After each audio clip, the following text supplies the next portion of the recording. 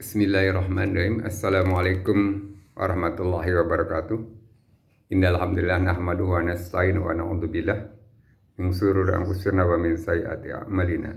May yahdihillahu fala mudilla lahu wa may yudlil fala hadiyalah. Asyhadu an la ilaha illallah wa asyhadu anna Muhammadan abduhu wa rasuluh. Pada kesempatan ini saya akan menyampaikan kultum yang berjudul Sombong dari kitab Mukhtasar Minhajul Qasidin karya Al-Imam Ibnu Qudamah Al-Maqsidi. Sebagaimana kita ketahui bahwa sombong adalah perbuatan yang dibenci oleh manusia. Demikiannya Allah sangat membenci orang yang memiliki sifat sombong tersebut. Salah satunya Allah tegaskan dalam surat Al-A'raf ayat 146. A'udzubillahi minasyaitonir rajim.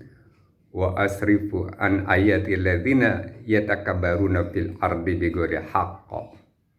Aku akan memalingkan orang-orang yang menyombongkan diri di muka bumi tanpa alasan yang benar. Pada ayat lain ditegaskan juga Allah dalam surat An-Nahl ayat 23. Innahu la yuhibbul mustakbirin. Sesungguhnya Allah tidak menyukai orang-orang yang sombong. Ini menunjukkan bahwa kesombongan adalah perbuatan yang tercela, yang bisa merusak keimanan dan merusak perpecahan di antara manusia itu sendiri. Oleh sebab itu sudah sewajarnya kita harus meninggalkan sebagai orang-orang yang beriman. Hakikat sombong menurut Ibnu Qudamah Al-Maqsidi bahwa sombong adalah akhlak batin yang membuahkan amal perbuatan yang kemudian terlihat melalui anggota badan.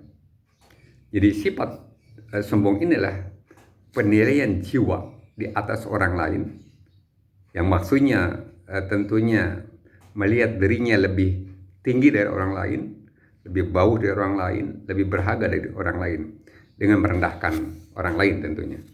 Padahal Rasulullah sangat mengecam perbuatan-perbuatan ini, karena kata Rasulullah dalam salah satu hadis katakan, la yadkhulu jannata man kana fi qalbi misqala daratin min kibir.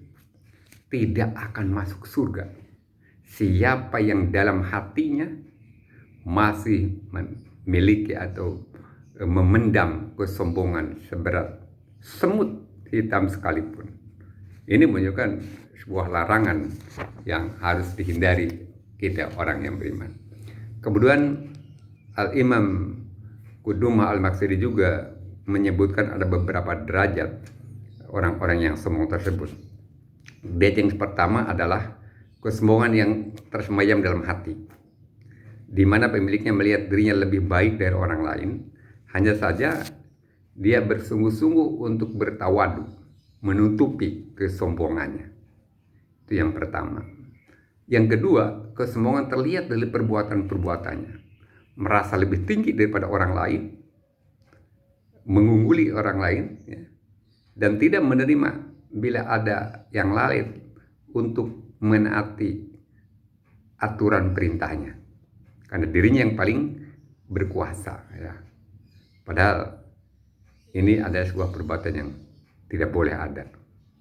Yang ketiga, menampakkan kesombongannya melalui kata-katanya, saling membanggakan dirinya, ya, dibandingkan menunjukkan dirinya, menceritakan kehebatan-kehebatannya, menceritakan keunggulan-keunggulannya, menceritakan kemampuan-kemampuan, sehingga orang lain tidak dianggap lagi. Ini perbuatan-perbuatan yang harus dicela. Nah, oleh sebab itu sekali kita harus menghindar, harus menjauh.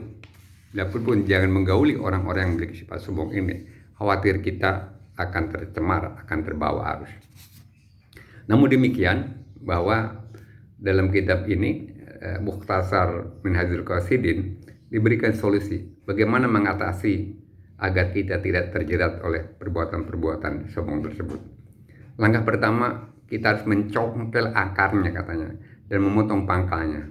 Dengan apa? Dengan mengetahui dirinya sendiri dan mengerti Allah Subhanahu wa Ta'ala. Siapa diri sesungguhnya? Diciptakan dari apa kita ini? Kita sama-sama ketahui bahwa kita diciptakan dari air mani yang kotor, yang tidak akan berharga jika ditaruh dimanapun. Dengan kita mengerti asal kita juga akan menjadikan bahwa sesungguhnya yang kalian mau sombong ya Allah Subhanahu wa Ta'ala. Karena kita adalah asalnya pun tidak ada nilainya sama sekali. Kemudian harus mengenal juga Allahnya. Mengapa harus mengenal Allahnya? Dengan mengenal Allah kita tidak akan melakukan kesombongan. Karena ketika kita diuji oleh Allah saja dengan penyakit yang kecil saja, kita katakanlah penyakit gigi saja, pasti mengeluh. Atau dengan yang sangat sederhana. Nah, kalau kita mengetahui Allah bahwa Allah yang Maha Rahman, Allah Maha Besar, yang patut dibanggakan, yang patut disombongkannya Allah Subhanahu wa taala. Itu yang harus, dengan mengenal diri kita dan mengenal Allahnya, insya Allah kita akan terbebas dari kesombongan tersebut. Yang kedua, jalan keluar adalah menundukkan kesombongan, ya, karena muncul sebab-sebab apa? Kita mungkin memiliki harta yang lebih daripada orang lain, memiliki kedudukan yang lebih daripada orang lain, yang memiliki kecantikan. Pada itu semuanya adalah titipan. Titipan. Kita punya harta, suatu saat Allah akan cabut, jabatan akan dicabut, kecantikan akan terbatas, kegantengan terbatas.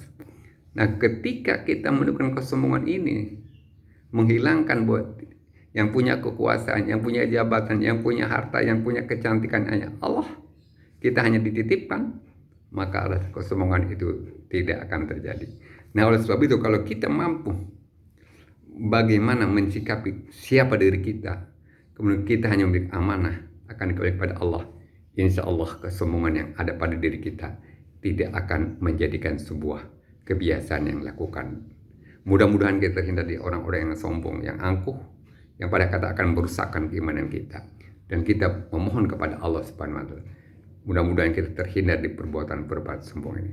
Mudah-mudahan ada manfaatnya. Jika ada yang benar itu dari Allah Subhanahu wa taala, yang salah dari diri saya sendiri. Billahi taufiq wal hidayah. Wassalamualaikum warahmatullahi wabarakatuh.